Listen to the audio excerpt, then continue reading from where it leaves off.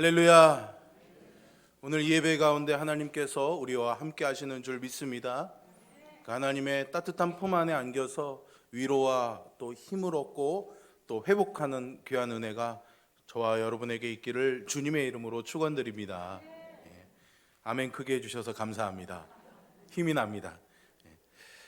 이제 봄의 기운이 막 이렇게 몰려온다는 것이 막 느껴지고 있습니다. 그죠?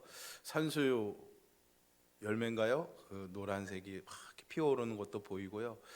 이제 낮에는 두꺼운 외투를 입지 않고 나가도 활동을 할 수 있을 만큼 이런 좋은 날씨들이 시작되고 있습니다.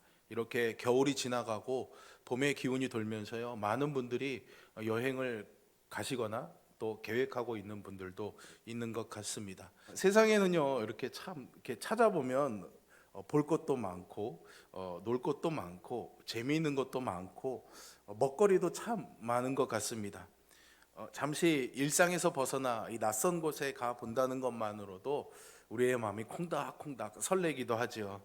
이 여행 자체로도 참 좋긴 하지만요, 즐거운 여행이 되기 위해서는 무엇보다도 함께 할 수 있는 좋은 길벗이 있어야겠죠. 그리고 만족스러운 볼거리도 있어야 될 것이고 맛있는 음식이 더해진다면 아주 금상첨화일 것입니다. 이 봄에 한번 이런 여행을 한번 계획해 보시기를 바랍니다. 그런데요, 이 여행을 즐기는 모든 방법들을 마무리하는 가장 중요한 것이 하나 있습니다. 가장 기본이 되면서도 없어서는 안 되는 아주 필수적인 것이 있는데요, 그게 뭘까요? 바로 다시 돌아갈 집입니다. 여행의 순간들이 아름다운 이유는요, 편안히 돌아가서 쉴 집이 있기 때문이죠. 식탁 위에 화려한 음식은 없지만 소박한 반찬으로 채워져 있어도, 또 함께하는 길벗이 없어도, 특별한 이야기가 없어도 언제나 그 자리에 내가 돌아갈 집이 있다는 것은 우리에게 아주 안정감을 줍니다. 대부분의 사람들에게 있어서 집이란 돌아갈 곳이고 가족이고 그리움이죠. 무한한 휴식을 제공해주는 쉼터가 되기도 하고요, 힘들고 지쳐 기운이 빠져 있는 우리에게 몸과 마음을 아주 꽉 채워줄 수 있는 그런 충전소 같은 곳입니다.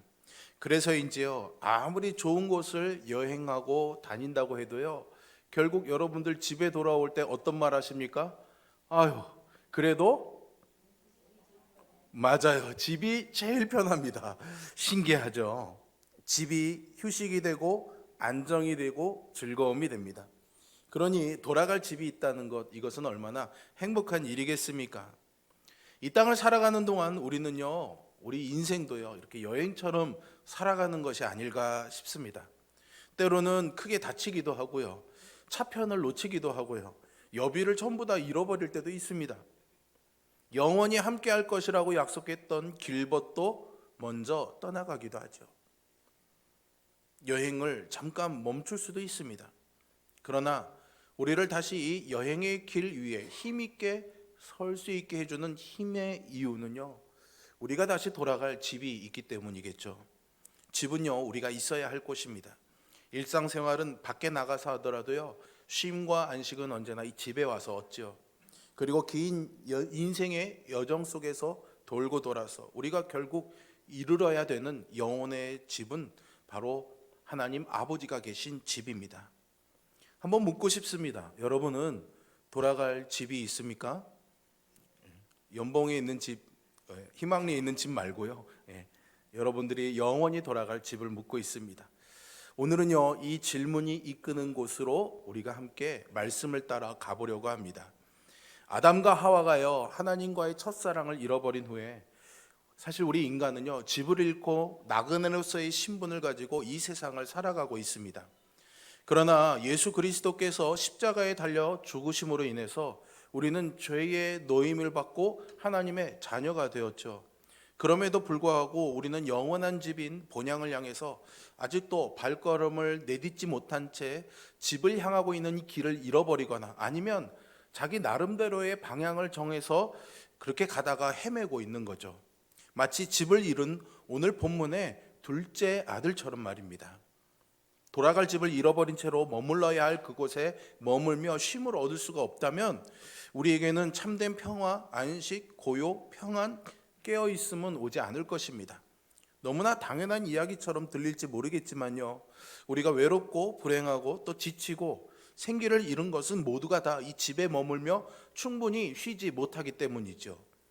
오늘 복음서의 둘째 아들은 길을 잃으면 비로소 길을 찾아가게 된다는 말의 진실성을 우리에게 입증해 주고 있습니다. 즉 인생길을 걷는 사람들의 좋은 본보기가 된다라는 겁니다. 우리는 지금 아버지의 집으로 돌아가는 길 위에 있습니다. 그리고 이 둘째 아들을 통해서 아버지의 집이 아무리 멀다고 할지라도 결코 멀지 않다는 사실을 배울 수 있게 됩니다. 이 둘째 아들이요, 아버지에게서 자신의 몫으로 되어 있는 유산을 먼저 받아내어서 그것들을 다 정리해서 먼 지방으로 가지고 떠나게 됩니다. 그리고 거기서 허랑방탕하게 살면서 결국에는 가지고 있던 모든 재산을 다 탕진하게 되죠. 게다가 엎친 데 덮친 격으로 기근이 찾아오게 됩니다. 친구들이 다 떠나가죠. 둘째는 할 수 없이 돼지치기를 하면서 생계를 유지하려고 합니다. 근데 그마저도 쉽지 않습니다. 배가 너무 고파서 이 돼지가 먹는 쥐염 열매라도 먹을라 치는데 이것을 주는 사람이 아무도 없습니다. 돼지만도 못한 신세가 되고 만 것이죠. 그렇게 생명의 존엄성이 무참하게 짓밟혀져 버린 둘째 아들은 그때야 비로소 제정신이 들고 맙니다. 오늘 본문에서 제정신이 들었다라는 표현이 헬라어로는요, 자기 자신에게로 돌아왔다라고 그렇게 되어 있습니다. 내가 어떤 존재인지를 이제 깨닫게 되었다라는 거예요. 자기의 본질을 찾게 되었다라는 겁니다. 결국에는 이 탕자의 귀환은 비록 자격을 모두 잃어버렸음에도 불구하고 자식의 자리를 되찾는 바로 그 시점에서 시작이 됩니다. 사실 이 작은 아들을 천하고 천한 신분으로 끌어내린 건 모든 것을 다 잃어버린 상실이었습니다. 아들로서는 더 내려갈 데가 없는 밑바닥까지 떨어지게 된 것이죠. 돌이켜보면 이 탕자는 전 재산을 잃고 나서야 비로소 인간 존재의 근원으로 돌아갈 수가 있었습니다. 제정신을 차린 거죠. 돼지처럼 대접해 주길 바라는 자신을 자각하게 되었을 때 비로소 나는 돼지가 아니라 인간이지, 그리고 나는 아버지의 아들이었지라는 사실을 깨닫게 되는 겁니다. 정신과 마음과 몸이 제자리로 돌아올 때 비로소 이 둘째 아들은 풍요롭고 따뜻했던 아버지의 집을 떠올리게 됩니다. 그리고 반대로 비참한 자신의 현실도 직시하게 되죠. 내 아버지의 그 많은 품꾼들에게는 먹을 것이 많은데 나는 여기서 아들인데도 굶어 죽는구나. 사실 이 둘째 집을 떠나기 전에 자신의 이 선택이 어떤 결과를 가져올지 전혀 몰랐고요, 이렇게 되리라고는 아마 상상도 못했을 것입니다. 하지만 이런 상실을 통해서 자신이 참으로 어리석은 사람이었음을 깨닫게 되었습니다. 모든 외적인 상실을 통해서, 그리고 관계의 단절을 통해서 둘째 아들은 비로소 자신의 내면에서 솟구쳐 오르는 소리를 듣게 됩니다. 난 아직 돌아갈 집이 있어. 그곳에는 아버지가 계시지. 그래, 아버지의 집으로 돌아가자. 여러분, 이것은 우리에게도 적용될 수 있는 은혜의 표현입니다. 언제든지 우리에게는 돌아갈 집이 있다는 것이죠. 하지만요, 이 용기를 낸 아들의 용기에도 불구하고 아들로서의 지위를 당당하게 내세우기란 여간 어려운 일이 아닙니다. 양심의 가책이 있는 거죠. 그리고요, 사단도요, 끊임없이 우리를 괴롭힙니다. 우리의 자격 없음을 드러내는 거죠. 너 같은 녀석이 무슨 낯짝으로 아버지의 집으로 돌아가려 하느냐라는 겁니다.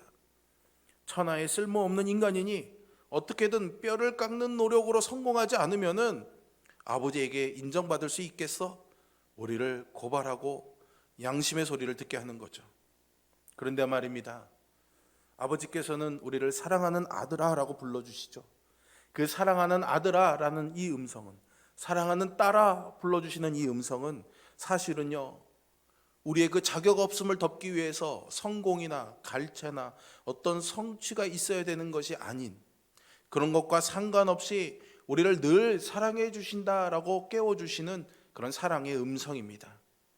아들아, 따라 사랑한다. 그런데요, 너 같은 녀석이라는 이 사탄의 소리는 그 하나님의 메시지를 순식간에 우리의 머리에서 지워버립니다. 나를 향해서 내 기뻐하는 자라 말씀해 주시는데 그 마음에 빛을 주시는 온유하고 부드러운 그 음성을 완전히 지워버리는 거죠. 그래서 우리를 아들의 자리에서 밀어내고 사랑하는 아버지 하나님이 우리를 여전히 지금도 기다리고 계신다는 점을 의심하도록 만들어 버립니다. 이것이 사단의 참소함입니다. 사단의 고발인 것이죠. 몸과 마음과 정신이 제자리에 있어야 우리는 현실을 그대로 직면할 수 있고 돌아갈 집이 있음을 떠올리게 됩니다. 여러분 지금 어디에 계십니까? 몸서리 치도록 외로울 때 우리의 외로움은 우리가 있어야 할 곳이 바로 아버지 집이라는 것을 알려주는 영적인 신호입니다. 여러분들은 돌아갈 집이 있으신가요? 아버지의 집으로 돌아가는 길은 우리가 정말로 누구인지를 바로 알도록 존재의 뿌리를 확인하고 찾아가는 여정이라고 할 수 있습니다. 돼지의 먹이조차 얻어먹을 수 없는 비참한 자신을 바라보면서 탕자는, 둘째 아들은 자기 자신과 자신의 삶에 대해서 아마 환멸과 절망을 느꼈을 것입니다. 죄책감과 수치심, 혼란, 후회, 두려움으로 머릿속이 어지러운 중에도 이 둘째 아들이 단 하나의 진실을 기억해냅니다. 나는 아버지의 아들이고 아버지는 내가 머물러야 할 집에 기다리고 계신다는 사실을 말이죠. 둘째 아들은 고통스러웠지만 이제 이 사실 한 가지를 붙잡고 아버지에게로 돌아가기 위해서 일어납니다. 하지만 먼 지방에서 돈 한 푼 없이 자기 집으로 돌아가는 일은 쉽지 않습니다. 그 길은 멀고도 험하지요. 거기에다가요, 마음이 괴롭습니다. 용기는 내긴 내었는데 막상 아버지를 만나면 뭐라고 말해야 되지? 어떻게 내가 아버지의 얼굴을 볼 수 있지? 여러분 그런 생각 당연히 들지 않을까요? 그 생각이 그를 계속해서 괴롭힙니다. 그래서요, 둘째 아들이요, 시나리오를 짭니다. 나는 아버지의 아들이라는 것을 기억해내고 발길을 돌리면서 하는 오늘 본문의 말씀을 다시 한번 유심히 보십시오.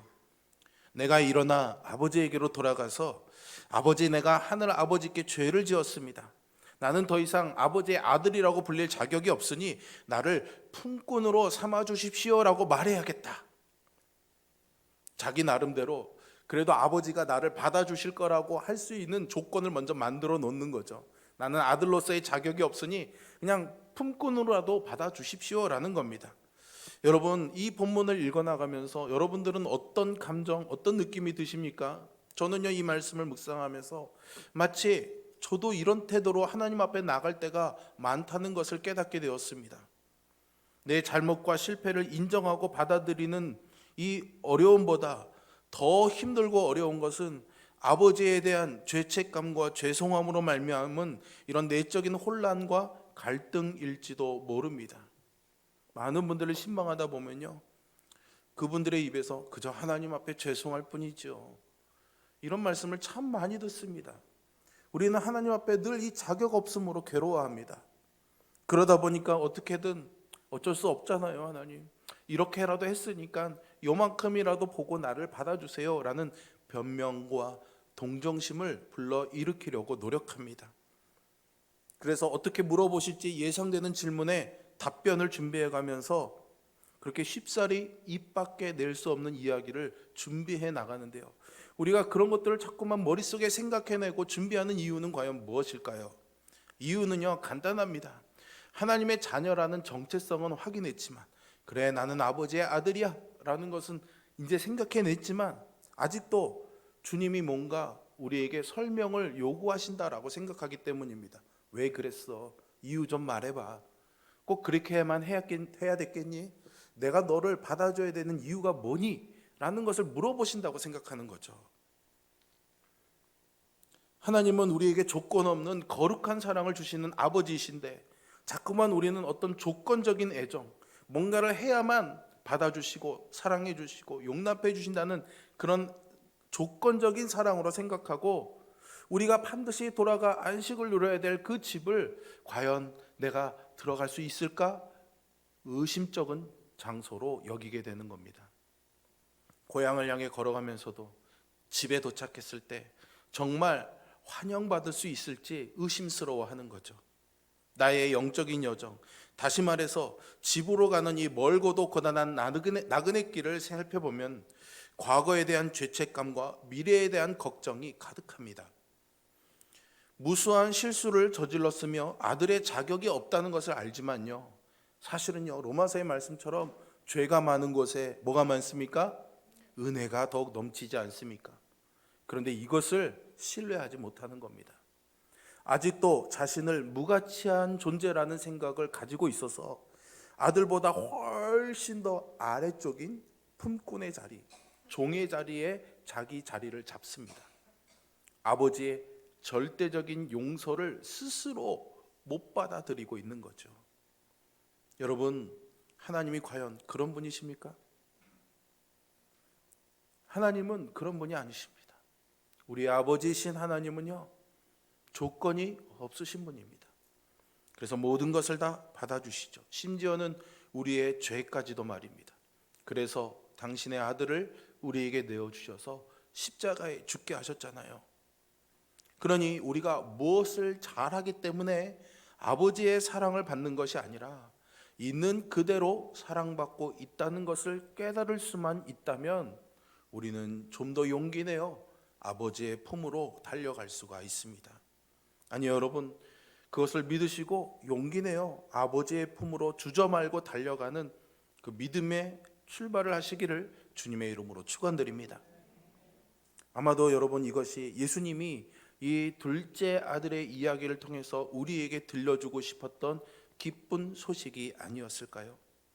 뉘우치는 사람에게는 용서받지 못할 죄는 없습니다. 아버지의 재산을 가지고 다 허랑방탕하게 다 날려버렸지만 그래도 집으로 돌아오는 아들을 아버지는 받아줍니다.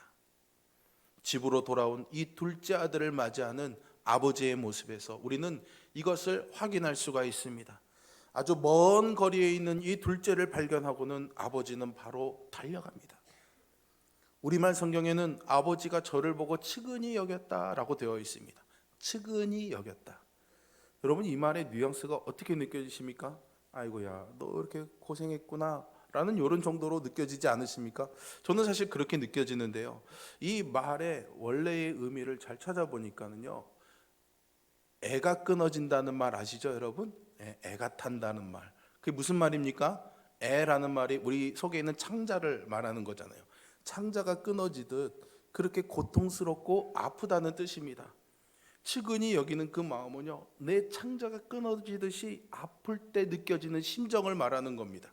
그러니까 아유 이 녀석아가 아니라, 제가 뭐 연기를 좀 잘 못하긴 하지만 아이고 이 녀석아가 아니라 아들아, 뭐 이런 거 아닐까요? 이게 웃으면 안 되는데, 이게 감동적이어서 눈물이 나와야 되는데 전혀 제가 의도한 것과 다른 방향으로 가는 거죠. 왜 막 그 오열할 때 아무 소리도 나오지 않는 아들아.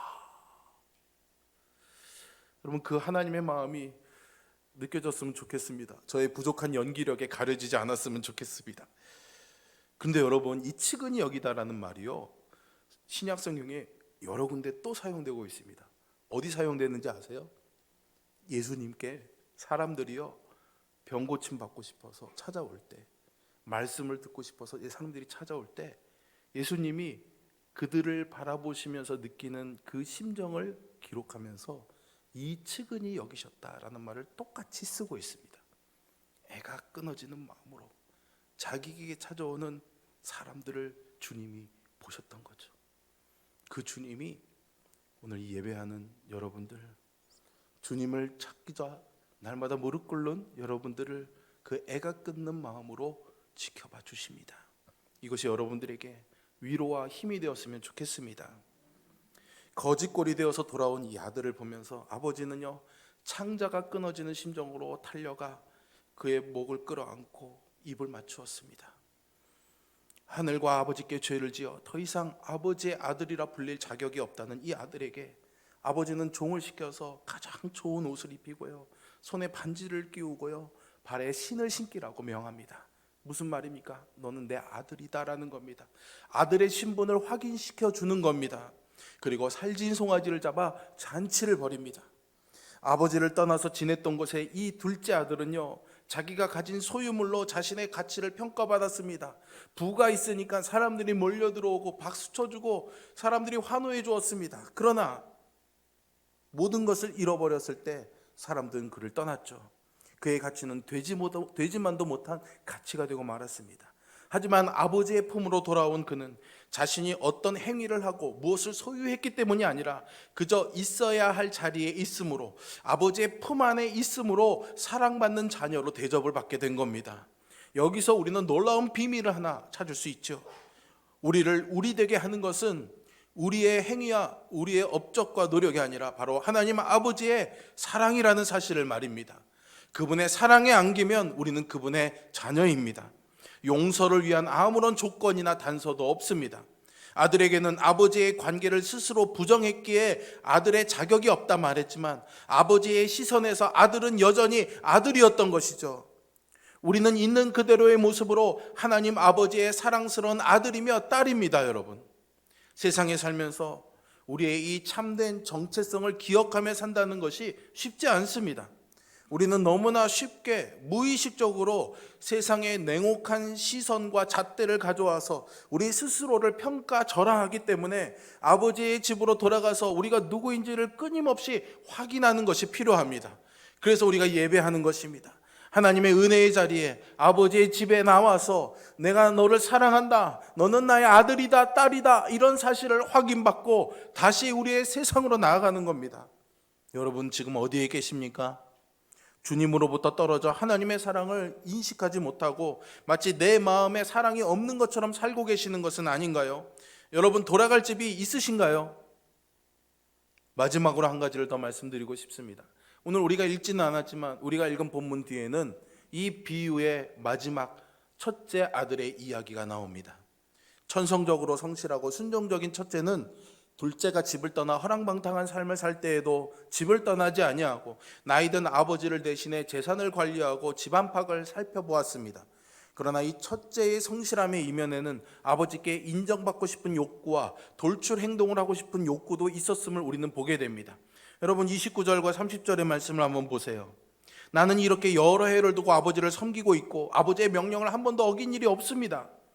그런데 나에게는 친구와 함께 즐기라고 염소 새끼 한 마리도 주신 일이 없지요. 그런데 저 창녀들과 어울려서 아버지의 재산을 다 삼켜버린 이 녀석이 오니까 그를 위해서 아버지는 살찐 송아지를 잡으셨습니다. 첫째 아들은 비록 그 몸은 아버지의 집에 있었지만 마음에 깊이 쌓인 이 원망과 분노는 그의 마음을 아버지의 집에서 가장 멀어지도록, 삶의 중심에 들어오지 못하도록, 주변을 배회하도록 만들었습니다. 어쩌면 우리 자신도 둘째로 살기보다는 첫째로 살아갈 때가 더 많지 않을까 싶습니다. 충동과 욕구를 꾹꾹 눌러가면서 자신의 역할을 성실히 해나려고 안간힘을 쓰지만 참는 만큼 마음에 원망과 분노가 쌓이고 소외감은 커져만 가죠. 마침내 있어야 할 아버지의 품으로 돌아온 동생을 진심으로 환영하지도 못하고 잔뜩 화가 나서 잔치자리에 들어가려고도 하지 않는 이 첫째 아들의 모습은 바로 우리의 모습 아니겠습니까? 그는 아버지의 사랑과 인정을 얻고 싶어서 열심히 일했을 뿐입니다. 그런데 아버지와 친밀하고 인격적인 관계가 없었기 때문에 첫째는 따뜻하고 다정한 아버지의 품 안에 있는 동생을 보며 불같이 화를 냈습니다. 잔치의 주인공이 되어 기쁨을 누리지 못하고 분노의 방관자가 되어서 그 주변을 맴돌고 있는 것이죠. 우리는 어쩌면 첫째 아들이든 둘째 아들이든 이 둘의 모습을 다 가지고 있는 것 같습니다. 어쩌면 우리는 대부분이 둘째 아들과 같은 은혜를 경험하고 아버지의 집에 와서 살고 있지만 점점 더 우리의 노력이 버거워지면서 첫째 아들처럼 되어가고 있는 것은 아닐까요? 나를 측은히 여기며 안아주시던 그 사랑은 희미해져 버리고 의무와 보상만 바라면서 잔치의 기쁨을 누리지 못하고 은혜의 주변만 맴돌고 있는 것은 아닐까요?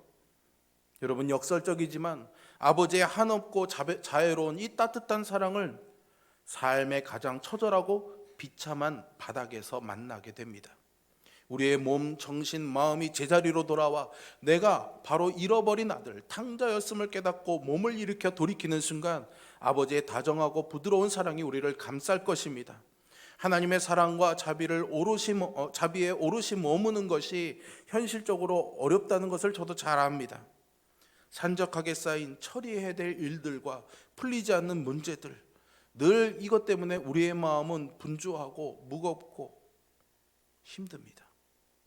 하나님 품 안에 머문다는 것이, 아버지의 사랑에 감싸인다는 것이 너무나 먼 남의 이야기처럼만 들리지 않습니까? 그렇게 우리는 점점 첫째 아들이 되어가고 있는 것이죠.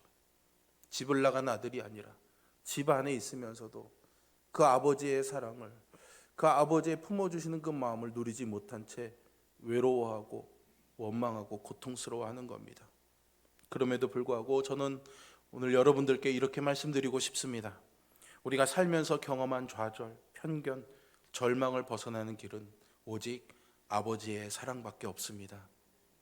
우리 아버지와의 친밀함이 깊어질수록, 그 아버지를 경험하는 그 경험이 깊어질수록 지금까지 여러분이 생각해온 하나님과는 전혀 다른 다정하고 따뜻하고 섬세하고 자애로운 그 하나님을 만나게 될 것입니다.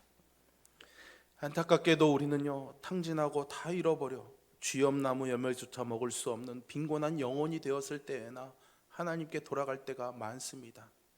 첫째처럼 아버지의 집에 있을 때가 아니라 둘째처럼 집을 나가서 다 잃어버렸을 때 하나님 아버지를 찾을 때가 많잖아요. 모든 것을 잃어버리기 전에는 내가 주인이고 내가 할 수 있는 것처럼 생각합니다. 그래서 큰 아들처럼 아버지와 함께 있으면서도요, 그 사랑을 누리지 못하고 불만과 불안에 사로잡혀 살아가게 되는 거죠. 그러나 아버지는요, 수십 년의 세월이 흘러도 동구방만 바라보고 계십니다. 거지가 된 아들이 한 점처럼 작게 보이는 그 시점에도 알아보고 맨발로 달려오는 걸 보면 그분은 오직 집 떠난 아들만을 생각하고 있다는 것을 알 수 있습니다. 오늘 말씀은요, 그 집에서 기다리시는 아버지를 우리에게 소개해주고 있습니다. 그리고 우리가 돌아가야 할 그 집에 대해서 깨닫게 해주죠. 여러분은 돌아갈 집이 있으십니까? 바울은요, 고린도후서 5장 1절에서요, 만일 땅에 있는 우리의 장막집이 무너지면 하나님께서 지으신 집 곧 손으로 지은 것이 아니요 하늘에 있는 영원한 집이 우리에게 있는 줄 아느니라 말했습니다. 그는 하늘에 있는, 바울은요, 이 영원한 집을 가진 사람이었기 때문에 땅에 있는 장막집이 무너져도요 일어날 수 있는 사람이었습니다. 그의 이러한 생각은 예수님의 말씀에서 비롯된 것이었습니다. 요한복음 14장에서 주님이 이렇게 말씀하셨습니다. 내가 너희를 위하여 거처를 예비하러 가노니 가서 너희를 위하여 거처를 예비하면 내가 다시 와서 너희를 내게로 영접하여 나 있는 곳에 너희도 있게 하리라. 아멘. 나 있는 곳에 너희도 있게 하리라. 우리에게 이 영원한 집을 주시는 분이 계시기에 우리는 인생을 여행처럼 살아도 행복할 수 있는 겁니다. 나그네 같은 삶을 살아도 희망이 있는 것이죠. 왜요? 돌아갈 집이 있잖아요. 나태주 시인 아십니까? 풀꽃이라는 시로 아주 유명한 분입니다. 행복이라는 시를 이분이 쓰면서 맨 처음에요, 행복이란 저녁 때에 돌아갈 집이 있다는 것이라고 말했습니다. 그래서 예수님을 믿는 여러분은 돌아갈 집이 있기 때문에 행복한 사람이라고 저는 생각합니다. 그렇게 믿습니다. 실수할 수 있습니다. 절망할 수 있습니다. 자격 없다고 나를 자책할 수도 있습니다. 그래도 우리에게는 돌아갈 집이 있습니다. 그 집에서 우리를 기다려주시는 아버지를 소망하면서 정말로 행복하게 살아가는 이 인생의 여행하시는 여러분 되기를 주님의 이름으로 축원드립니다. 기도하겠습니다.